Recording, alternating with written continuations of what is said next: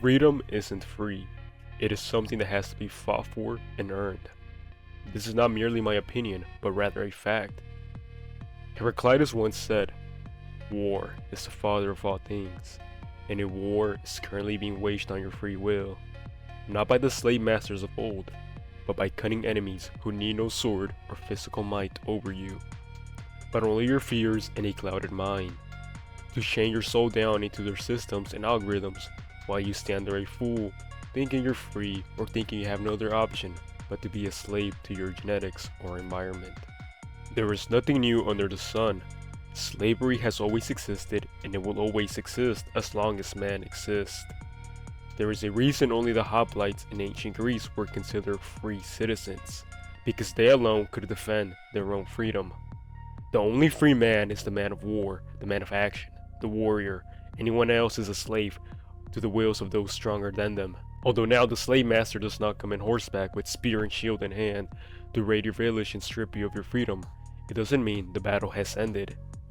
They say the devil's greatest trick was convincing the masses he doesn't exist, and I tell you, the slave master's greatest trick was convincing you the cage in which you live in was freedom.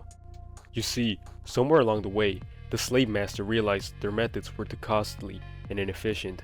You see, the human spirit is a lot more resilient than you think. It takes a lot of work to physically, mentally, and spiritually break a human to comply and make them do work against their own will, especially if there's nothing for them to gain other than to just survive. You see, for the man who knows what true freedom tastes like, they would rather choose death over a life of slavery and dishonor. So, the slave master has to worry about revolts, feeding them just enough and watching over them. This takes a lot of work, so much so that they become slaves of their own system.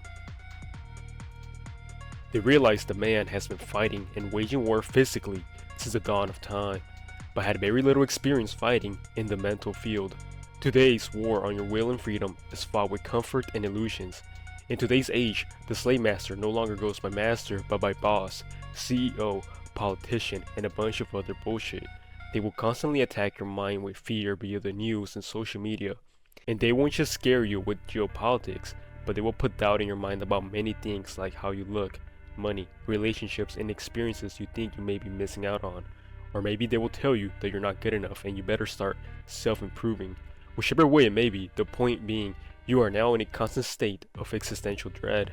Then, they will pacify you with their bare necessities and jobs where you beg for time off while installing fear into your mind and calling it a reason.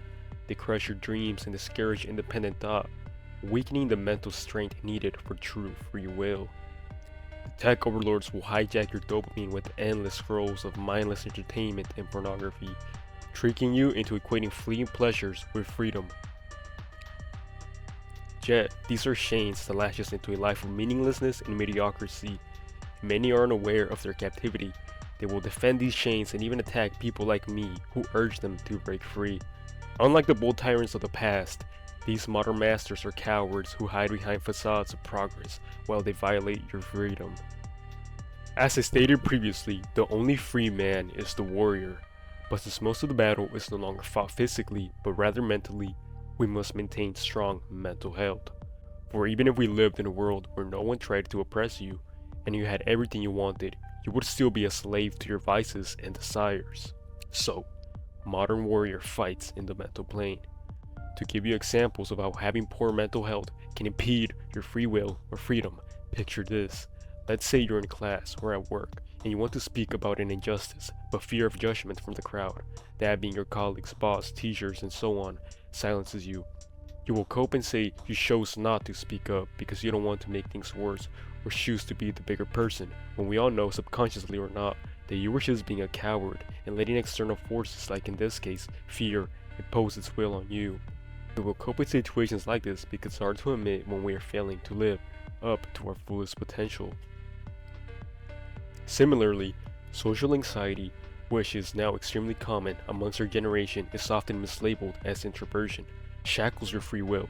As social animals, humans thrive on connection, yet social anxiety is as unnatural as a lion who has no desire for meat or a fish that cannot swim. Social anxiety to me is a clear sign of extreme mental illness that weakens our autonomy that should and could be overcome. Being an introvert just means you enjoy alone time more than an extrovert would. It does not mean you're scared of talking to strangers. Things like anxiety, unresolved trauma, and anything that may cause you to feel a sense of existential dread act as invisible chains that make it easier for the slave master and tech overlords to overpower you. As when you're down in life, being weighed down by your weak mental health, they often come as angels of light. They give you solutions to your problems, but these solutions are nothing but poisons that sedate the pain of your problems, not solve them. They will tell you it's free, but my friend, we all know the saying, if it's free, then you are the product. If someone offered you $1 billion today, but you would not wake up alive the next day, would you still take the money? If you answered no, then why are you giving your life away for a lot less than that? It is estimated that advertisers pay around $263 a year to buy your information. For a lifetime, that is only $21,000. In ancient Greece and Athens, a slave would cost you 180 drachmae on average. That's the equivalent of $58,000 in today's money. That's how efficient the slave master has gotten. They have managed to cut the price by more than half on your energy and freedom. In the past, slaves were bought outright, and their masters still had to feed them and give them a place to live. Now you think you're free because no one owns your body, but they still profit from your energy. You work, sweat, and grind, thinking you're free, but that work gets funneled back into their system. I mean, think about it. After they break your back at work, they send you to break or home. There, you go on your phone to scroll through social media to relieve some stress, to catch a break from the real world. There, you turn off your brain, your consciousness. You're more vulnerable than you think when you're doom scrolling, but they know just how vulnerable you are. That's when they start hitting you with ads and they sell you on dreams and lifestyles you think you want. Even while you're getting cozy, they're still profiting from you. At least back then, they would fucking leave you alone after fucking you over. Now, they're fucking us over while they're doing the aftercare. Now, they're making a profit from us while we're just trying to chill. With the sole purpose of getting your money, which is equivalent of your time and energy. The time and energy you spent working, earning that money, just so you can build their empire and their wealth while your dreams wither away and die as time passes. They harvest the fruit of your labor, and your paycheck becomes their profit. The data they collect from you, your habits, your emotions, your impulses get sold for less than half of what they used to pay for a slave. The only difference now is you're more comfortable and you say thank you to them. Now, this might sound like I'm all about doom and gloom and the black pill, but no. When it comes to the pills I take, I only take the white pill, the hope pill. I believe in the indomitable human spirit. I believe we can all become modern day hoplites and defend our freedom and sovereignty from the corporate and tech overlords. But how? How does one become a modern day hoplite? How does one fight in the mind, in the mental plane, as the ancient hermetics called it? Well, the most important step you can take in this battle is to increase your consciousness, or what you may also know as your awareness. Although they're not exactly the same thing, I'll use awareness for now, just in case you're not too familiar with the type of philosophy I'm going to introduce in this section. Now, why do I say increasing your mental awareness is the most important thing? Because for most of your life, you walked around without thinking about why you do what you do, why you desire what you desire, without really ever questioning anything. Then all of a sudden, you want to take back control of your life and want to stop all of your bad habits, whichever one it may be. It's like trying to fight someone with a blindfold on. So, if for most of your life you've been blindfolded, and you come to me wearing a blindfold telling me, why do I keep getting my ass beat? Why can't I turn my life around? I'll tell you, bro, it's because you can't see anything. So first step, take off the blindfold and really see what you're fighting. Now, how do we take off the blindfold? How? How do we increase mental awareness? Well, I'm glad you asked. I first must state that I'm no expert in psychology, but doing a little bit of digging around tells me that whatever the experts are saying is not exactly working. You see, despite mental health awareness growing and more people going to therapy, suicide and anxiety rates continue to rise, even in those who do seek help or are in treatment. So what now? Should we give up? No. All defeat until death is psychological. Now, allow me to introduce you to the tools, techniques, and mental frame that I use to liberate myself from the tech and corporate overlords.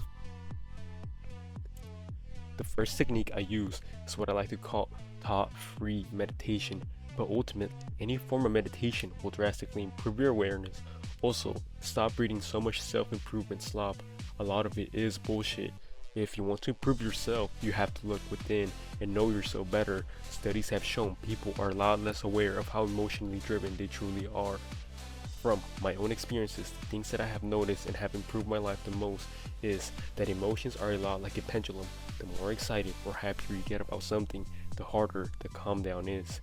With enough practice, you can mitigate the effects and rise above the negative pendulum swing. But ultimately, as a beginner in this, you strive for a neutral state. There is so much to talk about when it comes to this that if I were to try to explain everything that has helped me in this journey, this video would be hours upon hours long. So for now, I'll just leave you with these 4 things: pray, meditate, work out, and read philosophy. These are the 4 things that liberated me. In the future, I'll perhaps make videos going more in depth into the nuances, but I believe there are people who you can learn from better than me. And even then, these things might not work for you, as we're all different, and I can only speak from personal experience and from those around me. The devil's greatest trick was convincing the masses he doesn't exist. And the slave master's greatest trick was convince you the cage in which you live in was freedom. Unlike hard physical slavery, this metaphysical slavery in which we fight in is a lot easier to get out of and flourish in, because at the end of the day, we have a great advantage in our hands. That is technology, phones, and computers. These things are double-edged swords. They can be the things that liberate you, but they can also be the thing that keeps you a slave. It all comes down to how you use it. In the past, only the privileged few could read or own a book, but now we have unlimited access to all types of information, some of it good, some of it bad, which is also why I tell you guys to become philosophers, so you can become better at discerning the good information from the bad. Before I end this video, I would also like to acknowledge the fact that slavery, like we all know it, is still going on till this day, and matter of fact, there are more slaves today than ever in recorded history. And if I'm going to be using the word slavery for my own gain for the making of this video, it wouldn't feel right for me to not acknowledge the very real physical slavery still going on today, not just the mental one we first worlders get the privilege to fight in. So down in the description, I left links to organizations that work to fight against slavery.